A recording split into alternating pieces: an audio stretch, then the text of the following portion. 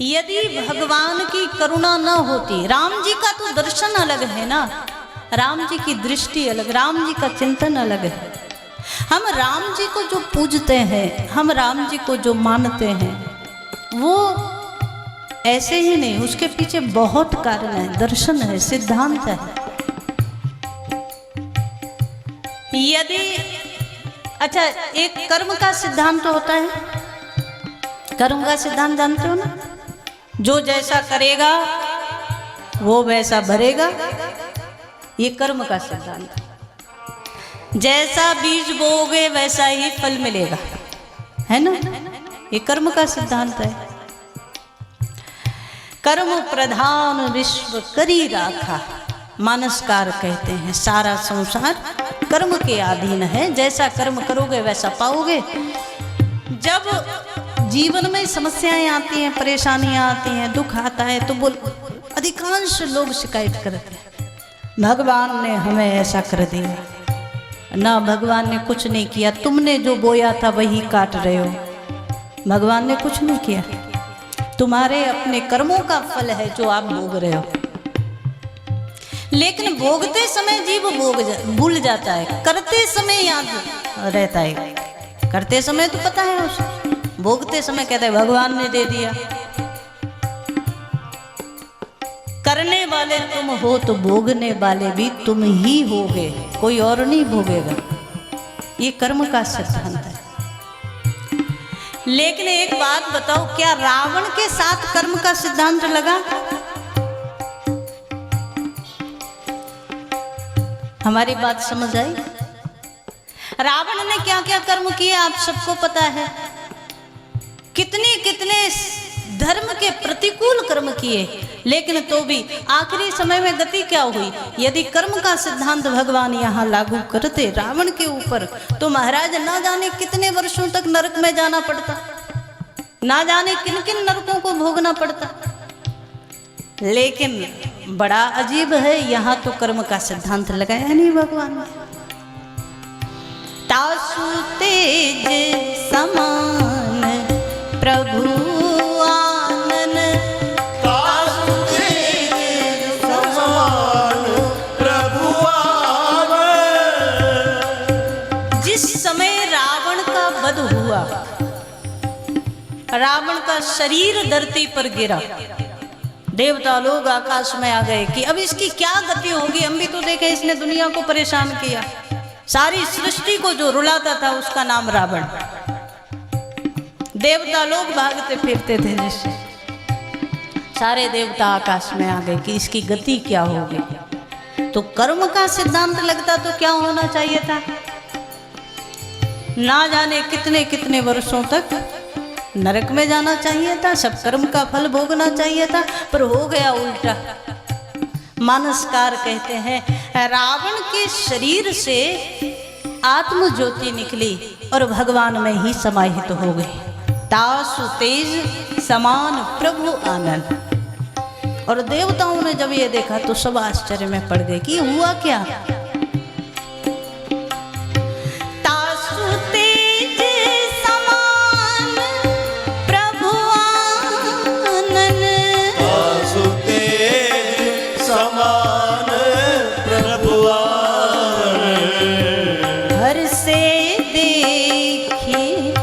शंभु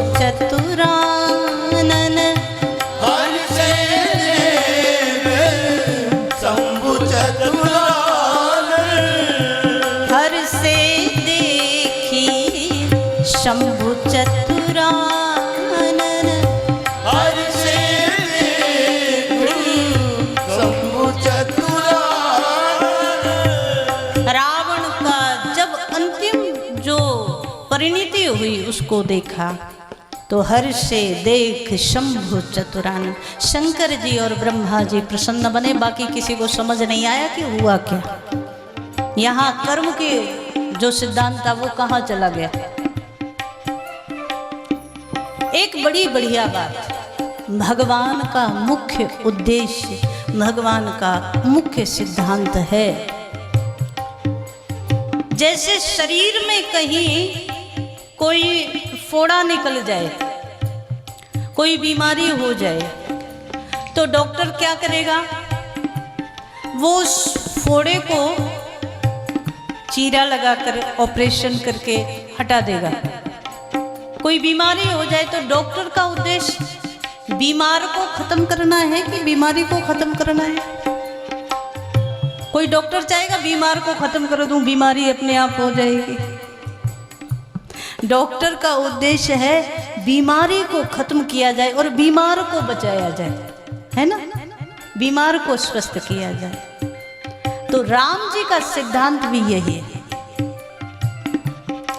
अभिमानी के अभिमान को मारा जाए। ये जो धर्म रथ का पूरा प्रकरण है ना महाराज, सौरज धीरज तेहि रथ चाका, सत्यशील दृढ़ ध्वजा पताका, ये सारा धर्म रथ का जो प्रकरण है ये भगवान ने उपदेश किया विभीषण को। और इसका मूल उद्देश्य इतना है कि ये एक व्यक्ति और व्यक्ति का युद्ध नहीं हो रहा है। अधिकांश लोगों को लगता है कि रावण और भगवान राम का जो युद्ध हुआ वो दो व्यक्तियों का युद्ध था, ये दो राजाओं का भी युद्ध नहीं है, ये कोई इतिहास पुरुषों का भी युद्ध नहीं है। तो फिर कहा ये दुर्गुणों और सद्गुणों का युद्ध है, ये सत्य और असत्य का युद्ध है। तो जिस रथ से जय हो वो कौन सा रथ? भगवान कहते हैं महा अजय संसार रिपु जीत सकई सो वीर। ये संसार है ना, ये अजय शत्रु है। देखो शब्दों पर ध्यान देना, ये जिसमें हम रह रहे हैं ये संसार भी भगवान कहते हैं एक शत्रु है। और कैसा अजय है, जिसको जीत पाना बड़ा मुश्किल, अजय शत्रु है। महा अजय संसार रिपु जीत सकई सो वीर। और जो इसको जीत ले वो सच्चा वीर वो है जो संसार रूपी इस अजय शत्रु को जीत ले।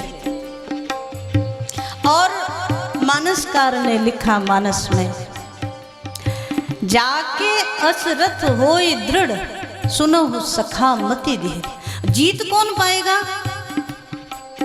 कहा जिसके पास ये रथ होगा वही संसार रूपी अजय शत्रु को जीत सकता है, बाकी दुनिया में कोई नहीं जीत सकता भाई। और तब भगवान ने इस रथ की पूरी, कौन सा, अरे ये जो रथ सामने नजर आ रहा है ना जिसमें रावण बैठ करके आया है, इस रथ की कोई महत्ता नहीं है। हाँ, दो राजाओं का युद्ध होता तो ये रथ पर बैठने वाला जीत सकता था, दो व्यक्तियों का युद्ध होता था तो भी रावण जीत सकता था। पर राम जी बोले ये सद्गुण और दुर्गुणों का युद्ध है, तो जिसके पास सद्गुण का रथ होगा वही जीत सकता है और वही इस अजय संसार रूपी शत्रु को, रावण रूपी शत्रु को हरा सकता है। मानसकार दर्शन करा रहे हैं, इसलिए चिंता का विषय नहीं है महाराज। शंका जीवन में आए कोई बात नहीं, शंका का समाधान है, लेकिन सावधानी चाहिए दुर्गुण जीवन में ना आ जाए। और दुर्गुणों में इतनी सहमति है, इतना प्रेम है। हम अक्सर कहते हैं कई बार एक दुर्गुण आपके जीवन में आ गया ना, दूसरे को अपने आप बुला लेता है। काम आएगा तो क्रोध को बुला लेगा, क्रोध आएगा तो लोभ को बुला लेगा।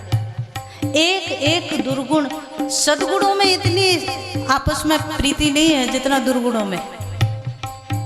तो ये राम रावण का युद्ध जो है ना, ये सद्गुण और दुर्गुणों का युद्ध है। हमें दुर्गुणों को मिटाना है और सद्गुणों को बढ़ाना है, तभी हमारे जीवन में विजय हो सकती है। और ये सब संभव होगा जब हम अपने जीवन में प्रत्येक पल परमात्मा की शरणागति के साथ चलें, भगवान के चरणों में अपने जीवन के हर इच्छा को, अनिच्छा को, जीवन की हर एक अभिलाषा को भगवान के चरणों में जोड़कर चले, तो कहीं ना कहीं हमारे जीवन में जब शरणागति का भाव होगा तो हमारे जीवन में सद्गुण बढ़ेंगे और दुर्गुण मिटेंगे।